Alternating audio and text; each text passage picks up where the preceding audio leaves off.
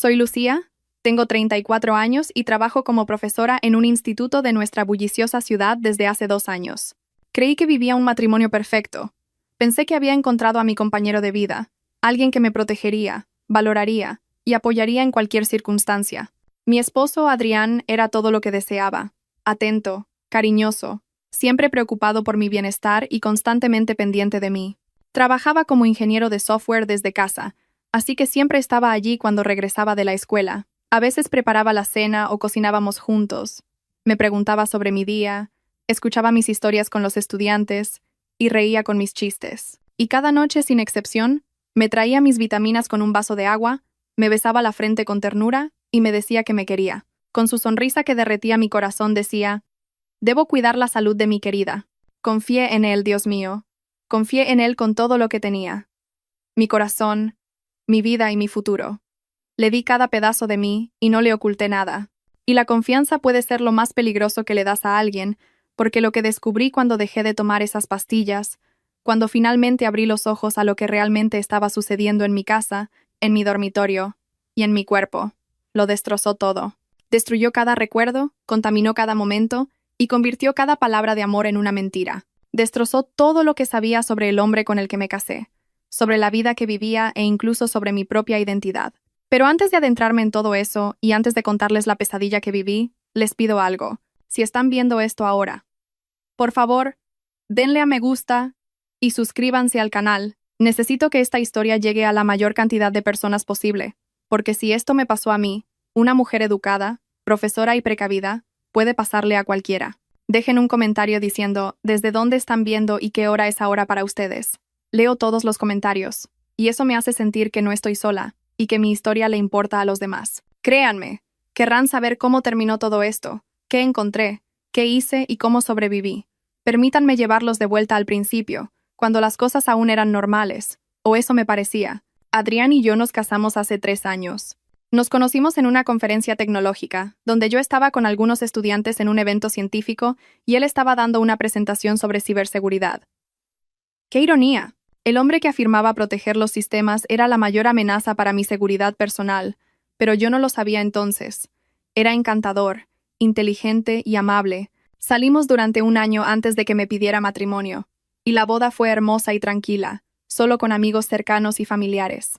Mi madre lo quería, mi padre lo quería, todos querían a Adrián. El primer año de matrimonio fue maravilloso. Viajamos un poco, decoramos nuestra casa juntos, y hablamos de formar una familia algún día. Era feliz, una felicidad genuina y profunda. Luego, unos 6 meses antes de que todo se desmoronara, Adrián comenzó con algo nuevo. Dijo que había estado leyendo sobre salud y bienestar y sobre la importancia de las vitaminas y los suplementos, especialmente para profesionales con trabajos estresantes como la enseñanza. Compró estas vitaminas, que parecían cápsulas normales, en un frasco de una tienda de alimentos saludables. Dijo que era una mezcla especial de vitamina D, un complejo de vitamina B y magnesio, cosas que ayudaban a dormir, al estrés y a la energía. Estaba muy emocionado e interesado, diciendo: «Cariño, trabajas muy duro y siempre vuelves agotada. Déjame cuidarte». Y se lo permití, Dios mío, le permití que me cuidara. Y esa decisión, ese simple acto de confianza, se convirtió en mi peor pesadilla. Al principio, todo parecía ir bien. Tomaba las vitaminas, dormía y me despertaba sintiéndome descansada. Pero lentamente, las cosas comenzaron a cambiar. Empecé a notar lagunas en mi memoria. Adrián sacaba a colación conversaciones que habíamos tenido y que yo no recordaba en absoluto. Decía: «¿No recuerdas cuando me dijiste que deberíamos renovar la habitación de invitados? ¿O dijiste que querías visitar a tu hermana el próximo mes?». Yo lo miraba atónita porque no recordaba haber dicho esas cosas. Él se reía y me decía que trabajaba demasiado y que necesitaba relajarme más y dormir más tiempo. Pero no eran solo las conversaciones. Me despertaba completamente agotada, a pesar de dormir 9 o 10 horas por noche. Enseño inglés en el instituto, y empecé a tener dificultades para terminar mis clases. Me paraba frente a mi clase, y de repente mi mente se quedaba en blanco. Olvidaba lo que estaba enseñando, y perdía el hilo de mis pensamientos a mitad de una frase. Mis estudiantes empezaron a notarlo, y un día uno de ellos me preguntó si estaba bien, y me di cuenta de que no lo estaba, pero no sabía por qué. Luego estaba lo de la ropa de dormir. Me acostaba con una cosa y me despertaba con algo completamente diferente. Me acostaba con mi camiseta ancha favorita y me despertaba con un camisón que apenas recordaba tener. Cuando le pregunté a Adrián al respecto, me miró como si estuviera loca y dijo: «Cariño, te cambiaste de ropa en medio de la noche. Estabas medio dormida. Tal vez no lo recuerdas». Y acepté esa explicación. ¿Qué otra razón podría haber? Los moretones comenzaron a aparecer después de 2 meses. Eran pequeños al principio en la parte superior de mi brazo, como si fueran huellas dactilares. Los noté una mañana mientras me preparaba para el trabajo y sentí un escalofrío por todo mi cuerpo. Le pregunté a Adrián sobre ellos esa noche, tratando de mantener mi voz tranquila a pesar de que mis manos temblaban. Él parecía preocupado, y dijo que tal vez me golpeaba con cosas sin darme cuenta, o que tal vez tenía anemia, lo que causaba moretones fácilmente. Sugirió que viera a un médico e incluso se ofreció a concertar la cita por mí. Y de hecho concertó la cita y me llevó allí, sentándose en la sala de espera como el esposo solidario que pretendía ser. El médico me hizo análisis de sangre, y todos los resultados fueron normales. La doctora sugirió que tal vez sufría de estrés y que debería considerar tomar medicamentos para la ansiedad. Adrián captó la idea de inmediato y dijo que era perfectamente lógico, ya que la enseñanza es un trabajo estresante, y que tal vez me presionaba demasiado. La doctora escribió una receta, y Adrián la recogió ese mismo día. Más pastillas, más cosas para tragar, para confiar y para permitir que entraran en mi cuerpo sin cuestionar. Pero la verdad es que nunca me había sentido ansiosa antes de todo esto. Amaba mi trabajo y mi vida. La ansiedad llegó después de las lagunas en la memoria, después del agotamiento y después de sentir que algo andaba terriblemente mal, pero no podía identificar qué era. Mi teléfono se convirtió en otra fuente de confusión. Encontraba mensajes de texto que no recordaba haber enviado. No eran cosas importantes, solo respuestas a amigos, confirmaciones de citas o mensajes aleatorios a mi hermana. Pero no eran mi voz. Eran parecidos a mi estilo, pero incorrectos, demasiado cortos, demasiado formales, y carecían de los emojis y signos de exclamación habituales que uso. Cuando le mencioné esto a Adrián, dijo que probablemente le enviaba mensajes de texto antes de despertarme por completo, y que eso le pasaba a él todo el tiempo. Y de nuevo, le creí. ¿Por qué no habría de creerle? Era mi esposo, me amaba, y no tenía motivos para mentirme. O al menos eso pensaba. Las cosas escalaron después de 4 meses. Estaba en la escuela durante mi periodo de planificación y llamé a mi mejor amiga, Elena. Somos amigas desde la universidad y ella me conoce mejor que nadie. Me preguntó si estaba bien y dijo que no había sido yo misma cuando nos vimos el fin de semana pasado. Dijo que parecía estar bajo la influencia de algo, que mis ojos estaban vidriosos y que me movía y hablaba lentamente, como si estuviera drogada. Me aterroricé y le dije que no tomaba nada más que las vitaminas y el medicamento para la ansiedad que me recetó el médico. Pero mientras decía eso, la duda se coló en mi mente. Esa conversación con Elena se quedó en mi cabeza, y empecé a prestar más atención y a cuestionar cosas que había aceptado sin pensar. Y fue entonces cuando noté el cajón cerrado con llave en el escritorio de Adrián en casa. Su oficina siempre fue una zona restringida, y yo respetaba eso durante sus horas de trabajo. Dijo que manejaba información sensible para sus clientes y que necesitaba privacidad, pero una tarde regresé temprano de la escuela debido a un día de trabajo para maestros. Fui a su oficina para preguntarle algo. La puerta estaba abierta, algo inusual, y él no estaba en su escritorio. Tal vez había ido al baño o a buscar un bocadillo, y allí, en el cajón inferior de su escritorio, vi un candado real en un cajón que nunca había estado cerrado con llave durante todo nuestro matrimonio. Mi corazón comenzó a latir con fuerza, y me quedé mirando ese candado, con cada instinto de mi cuerpo gritando que algo andaba mal. Cuando Adrián regresó, le pregunté al respecto con la mayor naturalidad posible. ¿Cuándo empezaste a cerrar este cajón con llave? No levantó la vista de su teléfono y dijo: «Oh, es un cliente nuevo. Datos muy sensibles que requieren medidas de seguridad adicionales». Su voz era tranquila y despreocupada. Luego sonrió y me preguntó qué quería para cenar, pero no pude quitarme esa sensación de encima. Ese candado significaba algo. Tenía que significar algo. Durante las siguientes semanas, comencé a observar a Adrián con más cuidado, no de forma obvia. No quería que supiera que estaba sospechando, pero presté atención a los patrones. Siempre insistía en las vitaminas y se preocupaba por ellas. Si olvidaba tomarlas o decía que las tomaría más tarde. Una mirada que nunca antes había visto aparecía en sus ojos por un segundo. Preocupación, miedo, ira. No podía identificarla del todo, pero me inquietaba. Él me empujaba las pastillas, bromeaba sobre mi olvido y se quedaba allí hasta que las tomaba y las tragaba. Una noche, 6 semanas antes de que todo se desmoronara, me desperté en medio de la noche, o eso me pareció. Mi mente estaba confusa y mi cuerpo se sentía como si pesara 1000 kilos. Pero estaba lo suficientemente consciente como para escuchar a Adrián hablando por teléfono en el pasillo. Su voz era baja y amortiguada, pero escuché fragmentos de la conversación. Martes por la noche. Sí, el mismo precio. Estará completamente inconsciente. No te preocupes. La sangre se me heló en las venas. Intenté moverme, intenté levantarme y confrontarlo, pero mi cuerpo no respondía. Era como estar atrapada en una pesadilla en la que intentas gritar pero no sale ningún sonido. Volví a perder el conocimiento antes de escuchar nada más. A la mañana siguiente, me convencí de que había soñado. Tenía que haber sido un sueño, porque la alternativa, que mi esposo estuviera hablando de que yo estuviera inconsciente con alguien por teléfono, era demasiado aterradora para concebirla. Adrián estaba normal en el desayuno. Me besó al despedirme antes de irme a trabajar y me dijo que me quería. ¿Cómo podía alguien que me miraba así y me abrazaba así ser capaz de hacer algo tan atroz? Pero no pude olvidarlo. Esa llamada telefónica, real o imaginaria, había sembrado una semilla de duda, que creció y creció hasta que ya no pude ignorarla. Empecé a ponerlo a prueba de pequeñas maneras. Fingía tomar las vitaminas y las escondía debajo de la lengua, luego las escupía cuando iba al baño, pero Adrián empezó a observarme con más cuidado, asegurándose de que las tragara y pidiéndome que abriera la boca después, como si fuera una niña. Decía riendo, solo para asegurarme de que no te olvides, cariño. Pero no parecía una broma, sino un control. La noche en que todo cambió comenzó como cualquier otra. Adrián me trajo las vitaminas y el vaso de agua a las 10:15 de la noche, justo a tiempo. Se sentó en el borde de la cama y me vio tomarlas. Luego me besó la frente y susurró, «Dulces sueños, mi bella». Sentí la somnolencia habitual invadirme en cuestión de minutos, esa sensación pesada que hace que mis párpados se cierren y mis pensamientos se dispersen. Pero algo era diferente esa noche. El sabor de las pastillas era un poco extraño. No del todo malo, sino diferente, como si se hubieran disuelto más rápido de lo habitual, dejando un sabor amargo que antes no estaba, y por primera vez, un miedo real atravesó esa niebla. ¿Y si no me lo estaba imaginando? ¿Y si Elena tenía razón? ¿Y si algo andaba mal con esas vitaminas? Tomé una decisión en ese momento que quizás me salvó la vida. Iba a resistir la somnolencia. Me iba a quedar despierta y ver qué pasaba después de que se supusiera que estaba inconsciente.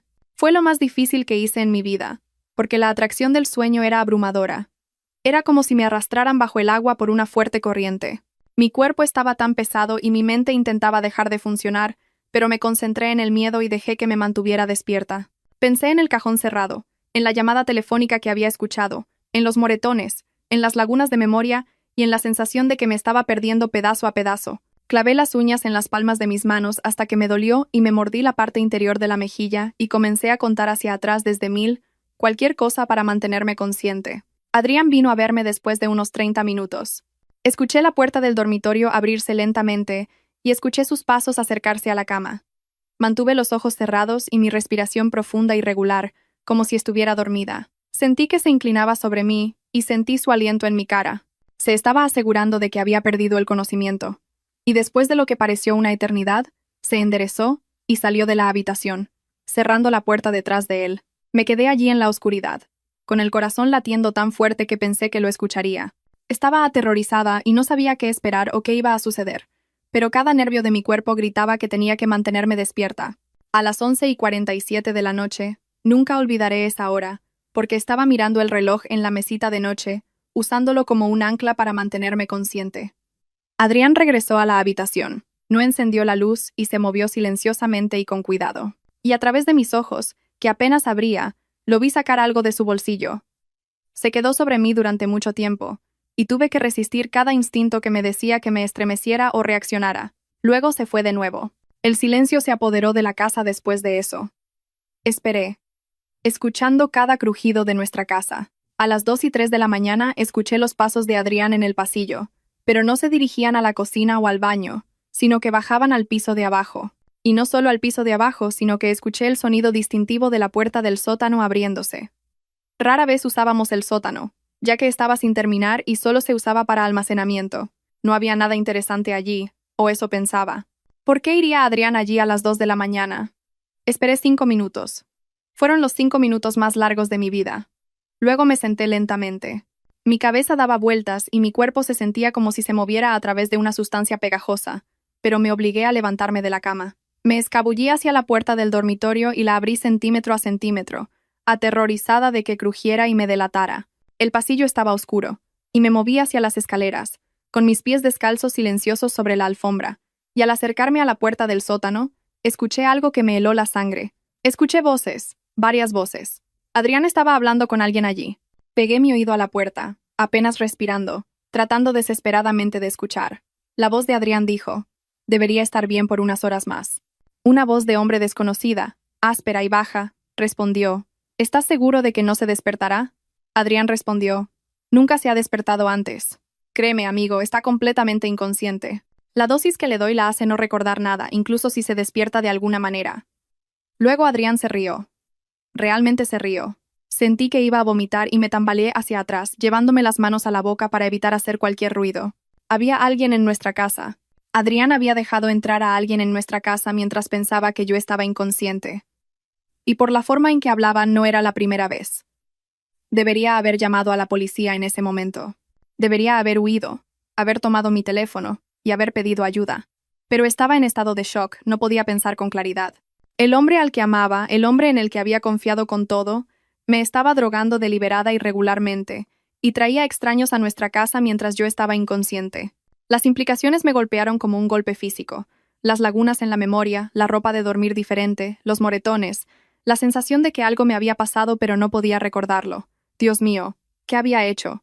¿Qué les había permitido hacer? De alguna manera logré regresar al dormitorio. Ni siquiera recuerdo haber subido las escaleras o haber caminado por el pasillo. Solo recuerdo haber regresado de repente a la cama, temblando tan violentamente que pensé que me iba a romper. Me cubrí con las sábanas y esperé, escuchando a Adrián regresar al piso de arriba una hora más tarde. Volvió a revisarme y fingí estar muerta. Fingí estar inconsciente mientras gritaba por dentro. La mañana siguiente fue una de las experiencias más surrealistas de mi vida. Adrián me despertó con café y una sonrisa. Me besó la frente y me preguntó cómo había dormido. Lo miré a los ojos, esos ojos que pensé que conocía, y esa cara que había amado, y vi a un completo extraño, un monstruo, pero no podía dejar que supiera que yo lo sabía. Tenía que fingir que todo era normal. Tenía que actuar como la esposa drogada y sumisa que él esperaba. Mentí, diciendo: «Dormí de maravilla», y tomé el café con manos temblorosas, esperando que lo atribuyera a no estar completamente despierta todavía. Y dije: «Gracias, cariño».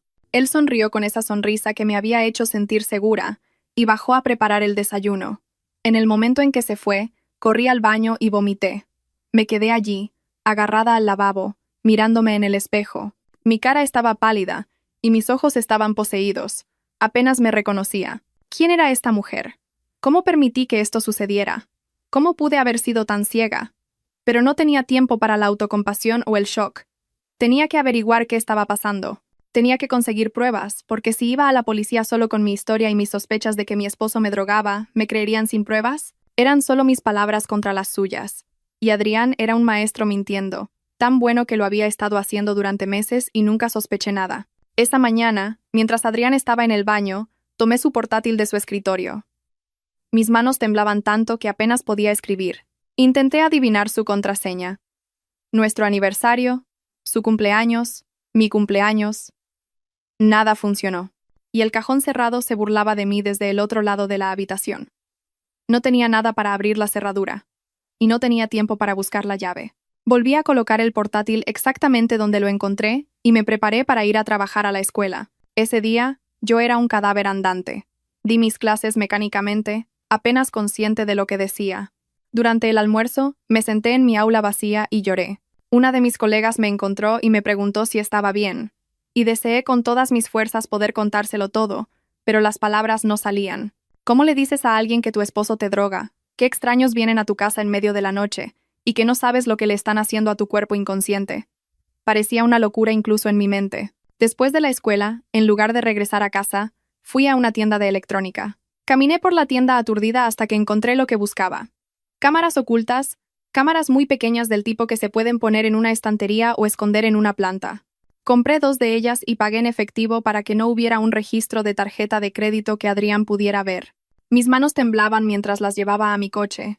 y me senté en el aparcamiento durante 20 minutos, mirando fijamente la bolsa de la compra en el asiento del pasajero. Esta era la línea que iba a cruzar. Y una vez que plantara estas cámaras, y una vez que reuniera esta evidencia, no habría vuelta atrás. Mi matrimonio terminaría, y mi vida tal como la conocía terminaría. Pero ¿qué otra opción tenía? No podía seguir viviendo así. No podía seguir permitiéndole que me drogara. Y no podía seguir preguntándome qué me pasaba mientras estaba inconsciente. Volví a casa y esperé a que Adrián saliera a correr por la noche. Salía todos los días a las 5. Tan pronto como la puerta se cerró detrás de él, me moví.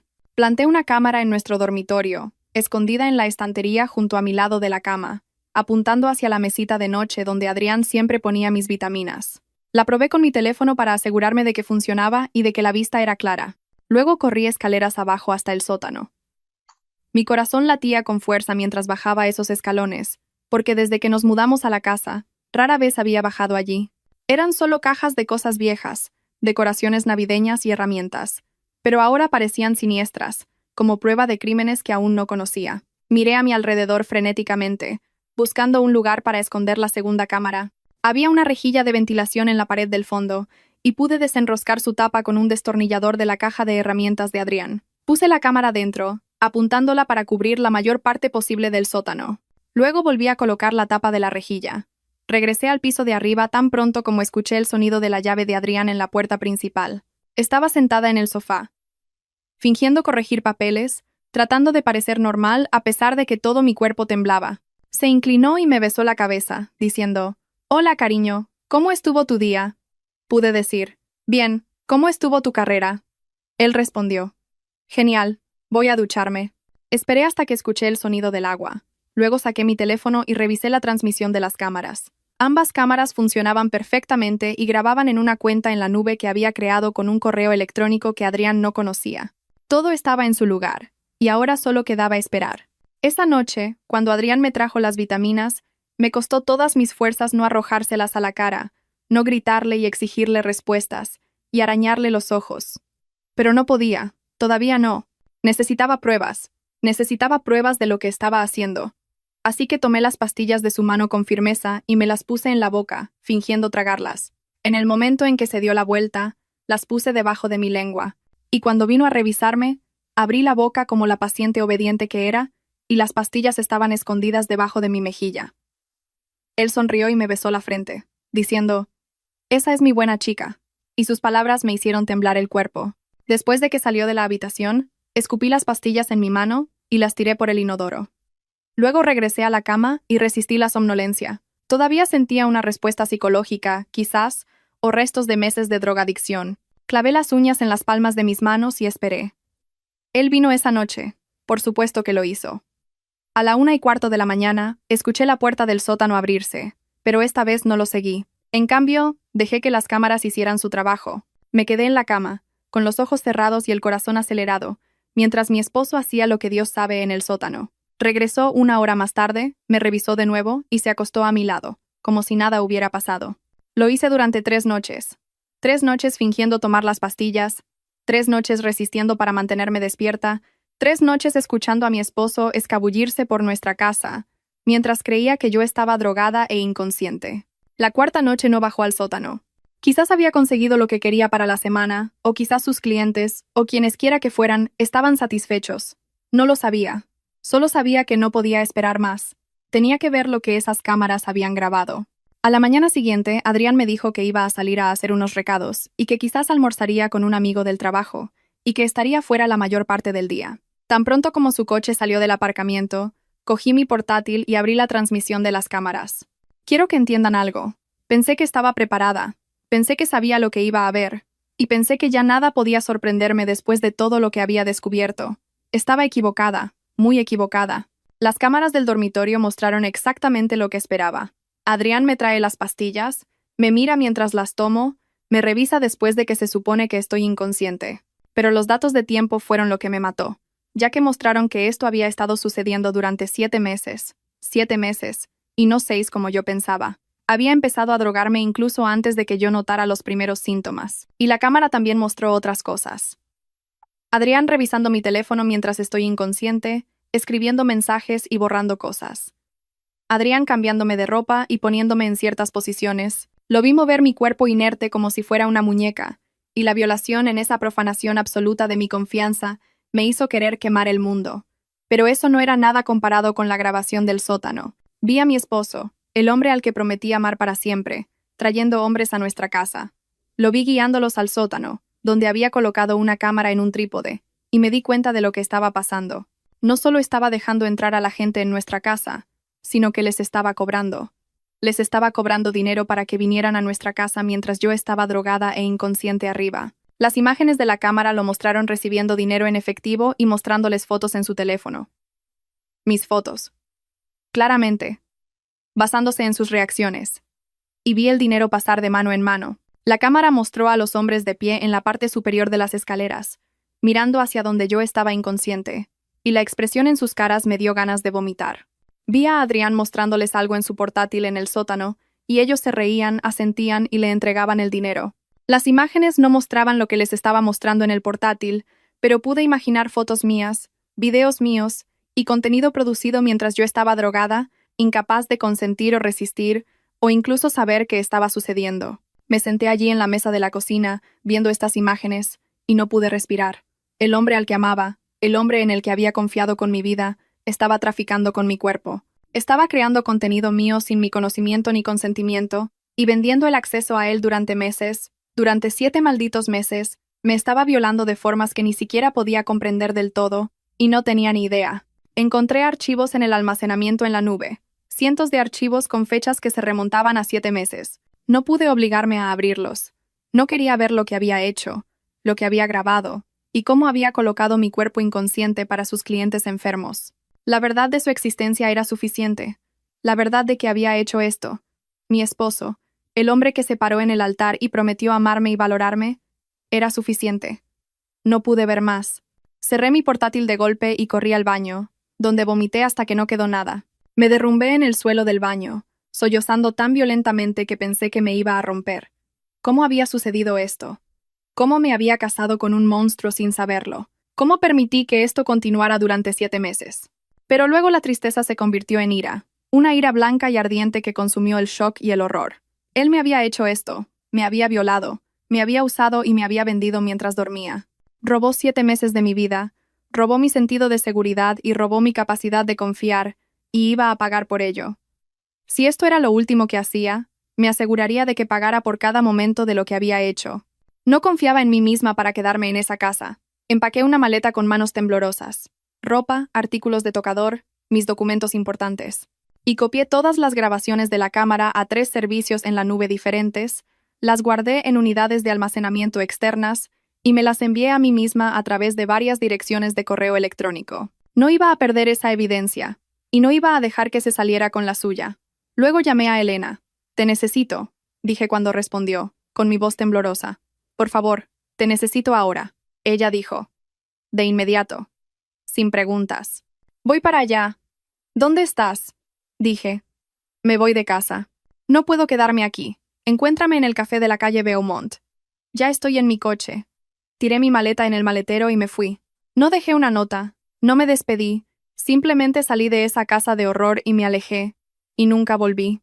Elena estaba en el café cuando llegué, y tan pronto como vio mi cara, supo que algo terrible había pasado. Nos sentamos en una mesa de esquina, lejos de todos, y le conté todo, cada detalle, desde las vitaminas hasta las lagunas en la memoria, el cajón cerrado, las cámaras y lo que vi en las grabaciones. Vi su cara pasar por el shock, el horror, la ira y finalmente la determinación. Dijo, «Vamos a llamar a la policía ahora mismo. No vamos a esperar, no vamos a pensar. Lo haremos ahora». Le pregunté, con mi voz sonando pequeña, «¿Y si no me creen?». Ella respondió, «Lucía, tienes pruebas de video. Tienes fechas y horas. Y todo. Te creerán. Y aunque no lo hagan, haremos que te crean. No estás protegiendo a este monstruo, y no vas a dejar que se salga con la suya». Tenía razón. Sabía que tenía razón, pero hacer esa llamada seguía siendo una de las cosas más difíciles que había hecho. Fuimos a casa de Elena. No podía enfrentarme a ir a la comisaría todavía, y no podía soportar entrar en ese edificio y decir esas cosas en voz alta a extraños. Elena llamó al número de emergencia y explicó que su amiga necesitaba denunciar un delito grave, y enviaron agentes a su casa en 30 minutos. Los dos agentes que vinieron fueron pacientes y profesionales. Una de ellas era una mujer, la detective Sara Martínez, y nunca olvidaré su cara. Cuando comencé a contar mi historia, no me interrumpió ni me interrogó, simplemente me dejó hablar. Les mostré las grabaciones de la cámara en mi portátil. No todas. No podía soportar verlas todas de nuevo, pero lo suficiente para mostrar a Adrián drogándome, y lo suficiente para mostrar a los hombres que venían a nuestra casa, y lo suficiente para mostrar el dinero cambiando de manos. La expresión de la detective Sara pasó de la preocupación a la ira furiosa, y me dijo con voz firme: «Señora, lo que ha hecho su esposo es un delito grave. De hecho, es una serie de delitos graves. Necesitaremos que venga a la comisaría para hacer una declaración oficial, y necesitaremos toda esta evidencia. Además, debemos obtener una orden de protección de emergencia para usted». Le pregunté atónita: «¿Hoy? ¿Se puede hacer hoy?». Ella respondió: «Haremos todo lo posible. Esta es una amenaza directa a su seguridad, y debemos actuar rápidamente». Fuimos a la comisaría. Y fue una sensación extraña sentarse en la sala de interrogatorios y dar mi declaración mientras la detective Sara grababa cada palabra. Me hizo preguntas que nunca se me habrían ocurrido, y me hizo relatar detalles que había intentado desesperadamente olvidar. Fue meticulosa en su trabajo y empática al mismo tiempo.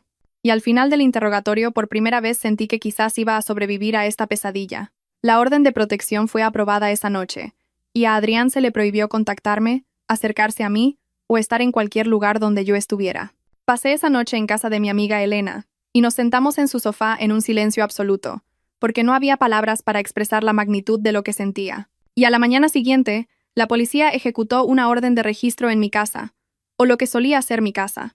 La detective Sara me llamó alrededor de las 12 del mediodía para decirme que lo habían encontrado todo. El cajón cerrado del escritorio de Adrián contenía discos duros llenos de fotos y videos míos, algunos de los cuales se remontaban a antes de nuestro matrimonio, es decir, antes de que empezara a drogarme regularmente. Había estado planeando esto y construyéndolo desde el principio, al parecer.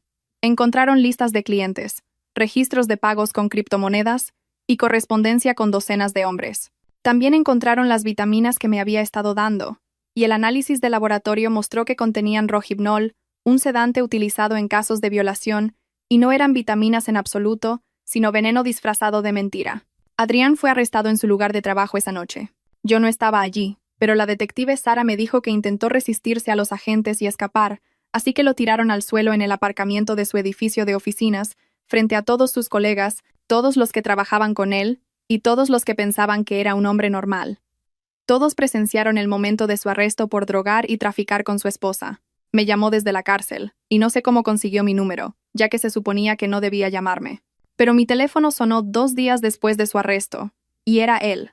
Casi no contesto, pero algo dentro de mí necesitaba escuchar su voz, saber qué se atrevería a decirme después de lo que había hecho. Dijo: «Lucía». Y su voz sonaba tan normal, exactamente como la voz de Adrián de la que me había enamorado. Y añadió: «Cariño, por favor, todo esto es un malentendido. Puedo explicarlo todo». Me reí, realmente me reí.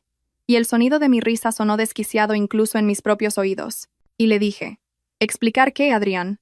Explicar cómo me drogaste durante 7 meses. Explicar cómo vendiste el acceso a mi cuerpo mientras estaba inconsciente. ¿Qué parte exactamente quieres explicar?».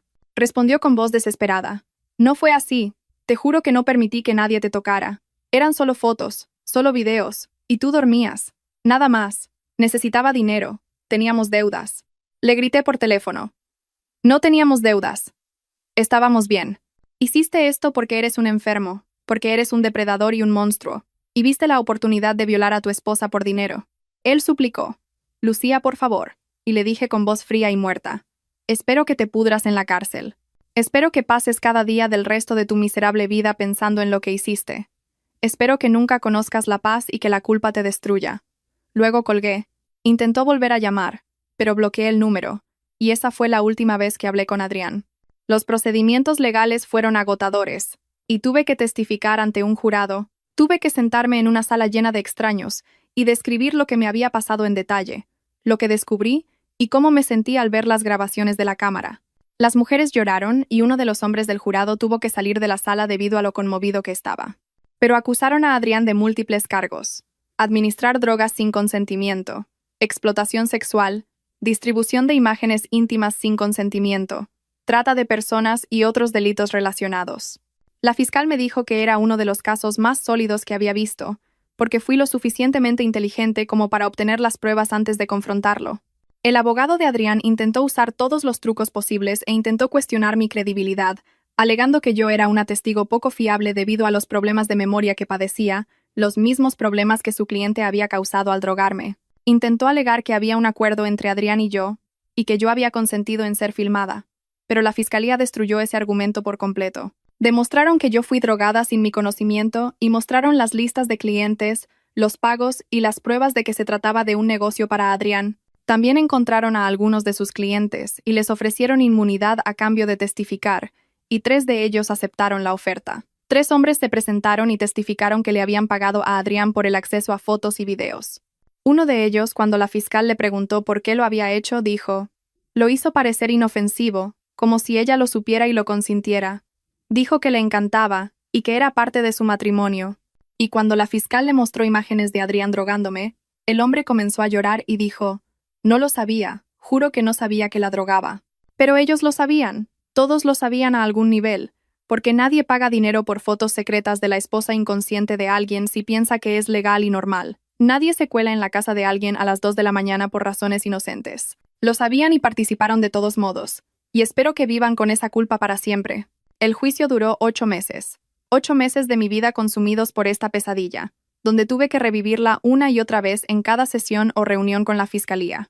8 meses de terapia, donde intenté asimilar la violación, la traición y la destrucción total de todo lo que pensaba que representaba mi vida. 8 meses viviendo con Elena, porque no podía soportar estar sola, y no podía soportar dormir sin revisar cada cerradura 3 veces, y no podía soportar cerrar los ojos sin preguntarme si alguien me estaba observando. Mi terapeuta, Carmen, fue lo único que me mantuvo cuerda durante ese tiempo. Me ayudó a entender que lo que me había pasado no fue mi culpa, y que no podía haberlo sabido, prevenido o hecho algo diferente. Me ayudó a liberarme del abrumador sentimiento de culpa que me decía que debería haber visto las señales, haber cuestionado las vitaminas y haber sido más inteligente o cuidadosa. Me dijo en una sesión: «Lucía, los depredadores son buenos en lo que hacen. Son manipuladores expertos. Adrián no te eligió porque fueras débil o estúpida, sino que te eligió porque eras amable, confiada y amorosa. Estas son cualidades buenas. Él fue quien las usó como arma contra ti. Pero eso no las convierte en malas cualidades, ni te convierte en una mala persona». Me llevó meses empezar a creerle. La terapia no se trataba solo del trauma de lo que Adrián había hecho, sino de reconstruir completamente mi autoestima, porque él también me la había robado. Ya no sabía quién era. ¿Era la mujer que pensé que era durante esos 7 meses? ¿O esa personalidad era una falsificación? ¿Solo un ser drogado que no existía realmente? La doctora Carmen me ayudó a ver que seguía siendo yo, la maestra que ama a sus alumnos, la amiga leal y la mujer que valora la honestidad y la amabilidad. Todo eso no se había destruido, sino que había sido enterrado bajo el trauma y la violación, y solo tenía que desenterrarlo de nuevo. El juicio finalmente llegó al jurado en el 7º mes. Tuve que subir al estrado durante 3 días, mientras el abogado de Adrián intentaba hacerme parecer poco fiable, perturbada y vengativa. Sugirió que me había inventado toda la historia porque estaba enojada por otra cosa en nuestro matrimonio, y que yo misma había colocado las cámaras y falsificado las grabaciones. La fiscal objetó la mayor parte de su discurso, y el juez confirmó las objeciones, pero el daño ya estaba hecho. Tuve que sentarme allí y defenderme a mí misma, mi memoria y mi realidad contra un hombre al que le pagaban por destruirme de nuevo. Pero la fiscalía presentó las pruebas, los discos duros del cajón de Adrián, los testimonios de los clientes, los resultados del laboratorio, los registros de pago con criptomonedas, los metadatos de las fotos que mostraban que fueron tomadas mientras yo estaba completamente inconsciente, y el testimonio del experto médico sobre los efectos del Rohypnol. El jurado deliberó durante 6 horas. 6 horas que parecieron 6 años, mientras yo me sentaba en el pasillo del tribunal, Elena a un lado y mi madre al otro. Regresaron con un veredicto de culpabilidad en todos los cargos. Me derrumbé. Realmente me derrumbé en los brazos de Elena, y lloré tan fuerte que pensé que nunca pararía. Se acabó. El juicio terminó. Me creyeron, vieron las pruebas y decidieron que Adrián realmente había hecho estas cosas, y que yo decía la verdad. La sentencia fue 3 semanas después. Presenté una declaración de impacto de la víctima y me paré en esa sala, Miré a Adrián a los ojos por primera vez desde su arresto y le dije exactamente lo que me había hecho. Le dije, con mi voz sin temblar, robaste 7 meses de mi vida. Robaste mi sentido de seguridad, mi capacidad de confiar y mi paz mental. Convertiste mi cuerpo en una escena del crimen y me hiciste tener miedo de dormir, comer y estar en mi propia casa.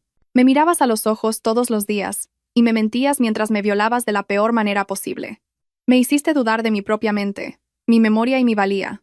Adrián estaba llorando. Tuvo la audacia de sentarse allí y llorar, como si fuera la víctima. Quizás su abogado le había dicho que mostrara remordimiento, pero sus lágrimas no significaban nada para mí. Continué, diciendo, nunca volveré a confiar como antes, y nunca volveré a sentirme completamente segura. Me quitaste eso, y nunca lo recuperaré. Pero esto es lo que no me quitaste. No me quitaste mi fuerza, ni mi resiliencia, ni mi determinación de sobrevivir y construir una vida mejor de la que tenía contigo. ¿Pensaste que podías romperme y controlarme? Pero sigo aquí, sigo de pie mientras tú estás encadenado. El juez lo condenó a 18 años de prisión, 18 años sin posibilidad de libertad condicional antes de al menos 12 años. También tendrá que registrarse como delincuente sexual por el resto de su vida cuando salga, si es que sale. Tendrá más de 50 años, y todos sabrán la verdad sobre él. Cada solicitud de empleo, cada alquiler de apartamento, cada interacción con la sociedad estará marcada por lo que me hizo. 18 años no son suficientes para 7 meses de violación y para el trauma que llevaré toda mi vida, pero es algo. Es justicia en la medida en que nuestro sistema legal puede ofrecerla. El proceso de divorcio terminó 6 meses después de que concluyera el juicio penal. Lo conseguí todo. La casa, que vendí de inmediato porque no quería volver a verla, y las cuentas de ahorro. Su abogado no pudo negociar porque su cliente era un criminal convicto. Doné la mayor parte del dinero a organizaciones que apoyan a sobrevivientes de violencia sexual y guardé lo suficiente para pagar mis deudas estudiantiles y empezar de nuevo en otro lugar. No podía quedarme en esa ciudad, porque en todas partes veía fantasmas. Nuestro restaurante favorito, donde me llevaba a citas mientras planeaba violarme. La tienda donde comprábamos juntos mientras me drogaba. El gimnasio donde fingía ser un esposo leal mientras vendía mi cuerpo. Me mudé a una nueva ciudad y comencé una nueva vida. Un nuevo trabajo en otro instituto. Elena me ayudó a mudarme y a arreglar mi nuevo apartamento, y se quedó conmigo durante la primera semana hasta que me sentí estable. Mi madre quería que volviera a vivir con ella, pero yo necesitaba independencia. Necesitaba demostrarme a mí misma que podía vivir, dormir y estar sola sin que el miedo me consumiera. Fue difícil al principio, Dios mío. Fue muy difícil. Me despertaba en medio de la noche aterrorizada, convencida de que había alguien en mi apartamento. Revisaba cada cerradura 5 veces antes de acostarme, y coloqué cámaras de seguridad reales esta vez. Cámaras que controlo y monitoreo obsesivamente. No podía tomar ningún medicamento sin tener un ataque de pánico, ni siquiera analgésicos comunes, porque la vista de las pastillas me enfermaba físicamente. Continué mi terapia con una nueva terapeuta en mi ciudad. Y trabajamos en el trastorno de estrés postraumático, en la hipervigilancia y los ataques de pánico, y en reconstruir mi capacidad de confiar y permitir que la gente se acercara a mí. Fue un trabajo lento y doloroso, y hubo recaídas y días en los que quise rendirme, pero no lo hice, porque rendirme significaría la victoria de Adrián, significaría su éxito al romperme y convertirme en una masa de miedo, y me negué a darle esa victoria. Lentamente, muy lentamente, comencé a sanar. Empecé a tener días buenos, empecé a dormir toda la noche a veces, y empecé a aceptar invitaciones a cenar de mis nuevos colegas en la escuela, y empecé a construir amistades y a recordar cómo era reír sin amargura. Y, aproximadamente un año después de mudarme, conocí a alguien llamado Javier. Es consejero estudiantil en mi escuela. Un día me pidió que saliera a tomar un café. Casi le digo que no, porque la idea de salir y tener una relación me aterrorizaba. Pero Javier me hacía sentir segura. Quizás por la forma en que respeta los límites, o por la paciencia en sus ojos cuando me costaba responder preguntas simples sobre mi pasado. Le conté sobre Adrián en nuestra tercera cita. Estábamos en su coche fuera de mi apartamento, y me pidió que lo besara, y esa pregunta desencadenó algo dentro de mí. Y antes de darme cuenta, le estaba contando todo, sobre las vitaminas, las cámaras, el juicio y cada detalle. Estaba temblando al final, convencida de que se escaparía y de que nadie querría a alguien tan destrozado como yo. Javier se quedó en silencio durante mucho tiempo. Luego dijo, «Gracias por confiar en mí y contarme esto. No puedo imaginar lo difícil que debe haber sido, pero sobreviviste, Lucía. Te sacaste a ti misma y obtuviste justicia, y sigues aquí. Eso requiere una fuerza increíble. Y si me permites, me gustaría ser la persona que haga tu vida más fácil, no más difícil. Iremos tan rápido como te sientas cómoda, sin presiones ni expectativas. Solo permíteme estar a tu lado. Lloré y le permití que me abrazara. Y fue el primer abrazo seguro de un hombre en años. Llevamos 8 meses juntos. No es perfecto. Todavía tengo momentos de pánico y pesadillas, y todavía lucho con la confianza. Pero Javier es paciente.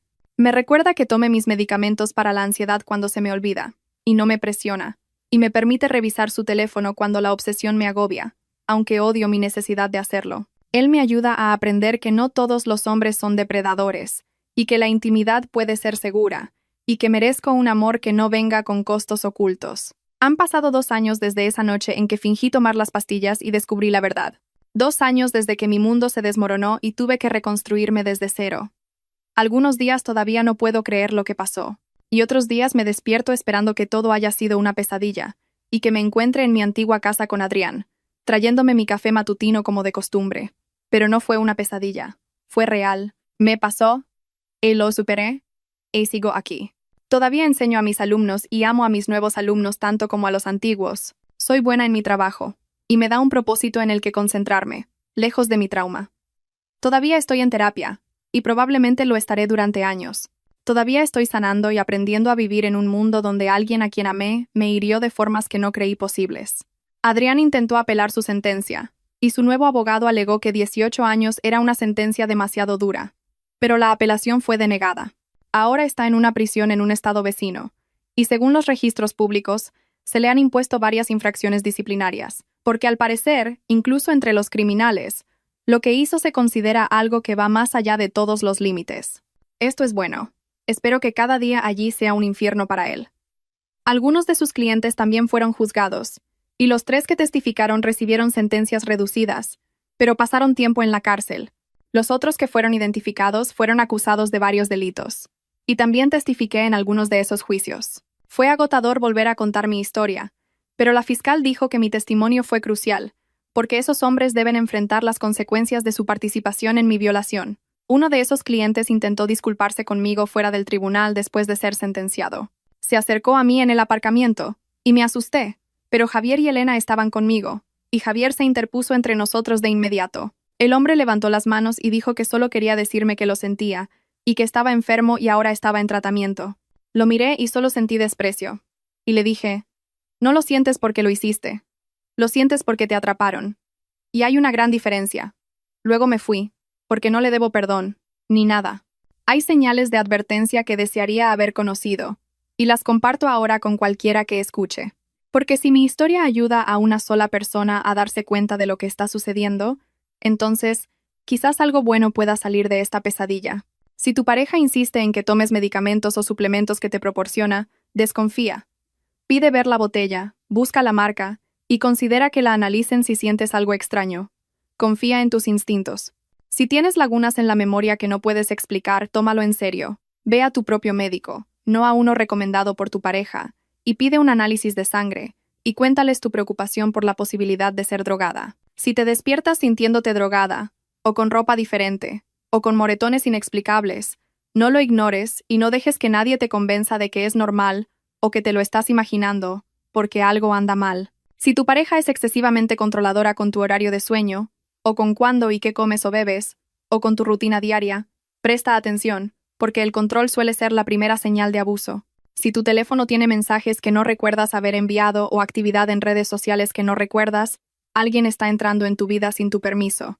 Averigua por qué y quién lo está haciendo. Confía en tu intuición. Si sientes que algo anda mal, probablemente lo esté. Tu intuición está tratando de protegerte, así que escúchala.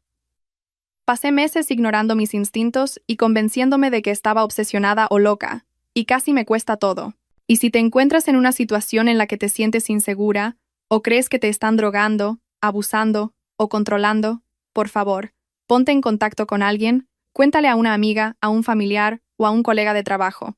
Ve a la policía. Sé que es aterrador, créeme, lo sé, pero mereces seguridad. Y mereces autonomía sobre tu cuerpo. Y mereces vivir sin miedo. Quiero ser clara. Lo que me pasó no es raro. El abuso por parte de la pareja, la drogadicción y el abuso sexual basado en imágenes Son cosas que suceden más de lo que la gente quiere creer. Queremos pensar que quienes amamos nunca nos harían daño, pero a veces lo hacen. A veces el monstruo no es un extraño en un callejón oscuro, sino la persona que duerme a tu lado. Y si eres alguien que ha pasado por algo así, por favor, sabes que no es tu culpa. La doctora Carmen tenía razón. Los depredadores son buenos para ocultar su verdadera naturaleza y hacerte dudar de tu realidad. No podías haberlo sabido, y no fue tu culpa. Mereces sanar y reconstruir tu vida.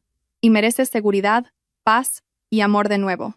No será fácil, pero es posible, porque eres más fuerte de lo que crees. Soy Lucía, tengo 36 años ahora, profesora de inglés en una nueva ciudad. Tengo una pareja que me respeta, amigos que me apoyan y una terapeuta que me ayuda en los días difíciles. Duermo en un apartamento con buenas cerraduras y cámaras de seguridad que controlo. No tomo ningún medicamento que no me haya recetado un médico en el que confío. Estoy sanando lenta pero constantemente de la peor violación imaginable. Y estoy aquí para decirte que si yo pude sobrevivir a lo que Adrián me hizo y volver de ese pozo oscuro, tú también puedes sobrevivir a lo que sea que estés enfrentando. Puedes seguir adelante, reconstruir y recuperar tu vida de la persona que intentó destruirla. Adrián me robó 7 meses, y me quitó mi seguridad, mi confianza y mi inocencia. Pero no me quitó mi fuerza, ni mi determinación de vivir y prosperar a pesar de lo que hizo. Sigo aquí, sigo de pie, y tú también puedes hacerlo. Si llegaste al final de mi historia, gracias por escuchar, y gracias por ser testigo de lo que me pasó. Por favor, comparte este video si crees que puede ayudar a alguien, y suscríbete para seguir mi viaje de sanación. Y déjame un comentario diciéndome desde dónde estás viendo y qué hora es para ti, y si mi historia tocó tu corazón de alguna manera.